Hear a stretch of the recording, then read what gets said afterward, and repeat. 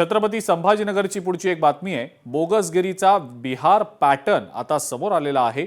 सोयगाव तालुक्यातील एका लहानशा गावात अवघ्या 4 महिन्यामध्ये तब्बल 3448 बोगस जन्मनोंदी झाल्याचा प्रकार उघडकीला आलाय। धक्कादायक बाब म्हणजे ग्रामपंचायतीच्या पोर्टलचा पासवर्ड चक्क बिहारमधनं हॅक करून हा सगळा कारभार करण्यात आलाय। गावची लोकसंख्या 4500 आणि जन्मनोंदी 3500 झाल्यानं प्रशासनाचे धाबे दणाणले। आरोग्य संचालकांनी सगळ्या नोंदी रद्द करण्याचे आदेश दिलेत। सोयगाव पोलिसात गुन्हा दाखल करण्यात आलेला आहे।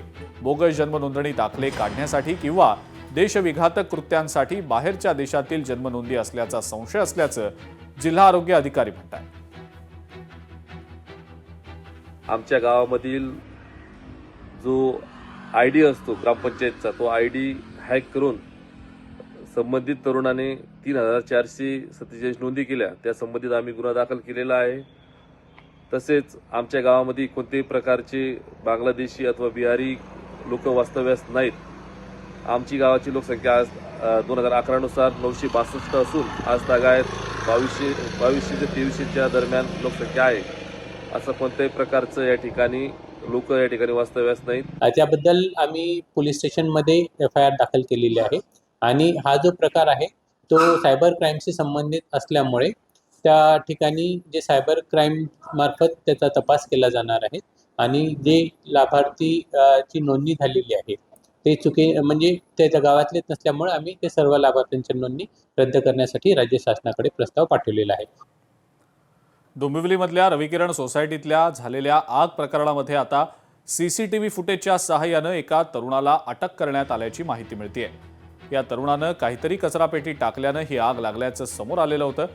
या घटनेमध्ये तब्बल 29 वाहनं जळून खाक झाली होती, तर 5 जण जखमी देखील झाले होते।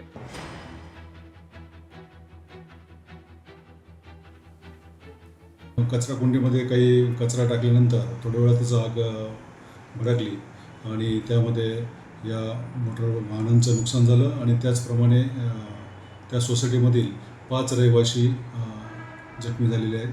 त्यापैकी 3 जे जखमी ते ठाणे येथील हॉस्पिटलमध्ये उपचार घेत आहेत। आम्ही ताब्यात घेतलेला असून त्याची 2 दिवस पोलीस कस्टडी घेतलेली, अधिक तपास चालू आहे। काय नेमकं पुणे जिल्ह्यामध्ये सौर ऊर्जा प्रकल्पावरनं आता वादंग निर्माण झालाय। तब्बल 12 हेक्टर क्षेत्रावर प्रकल्प उभारण्याची प्रक्रिया सुरू करण्यात आलेली असून आवादा कंपनीला ग्रामपंचायतीकडनं 2 हेक्टर जमीन देण्यात आलेली आहे। ग्रामस्थांकडनं या सगळ्या संदर्भात आता दावा करण्यात आलेला आहे।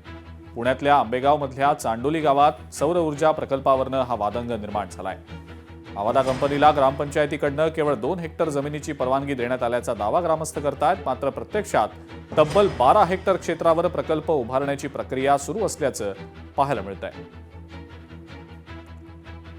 उद्या मनसर नगरपंचायतमध्ये जर गाव गेलं तर आम्हाला पुढे डेव्हलपमेंटसाठी जागा गरजेची आहे। मी कलेक्टर साहेबांपर्यंत हा पूर्ण पत्रव्यवहार केलेला आहे आणि भेटलेलो आहे।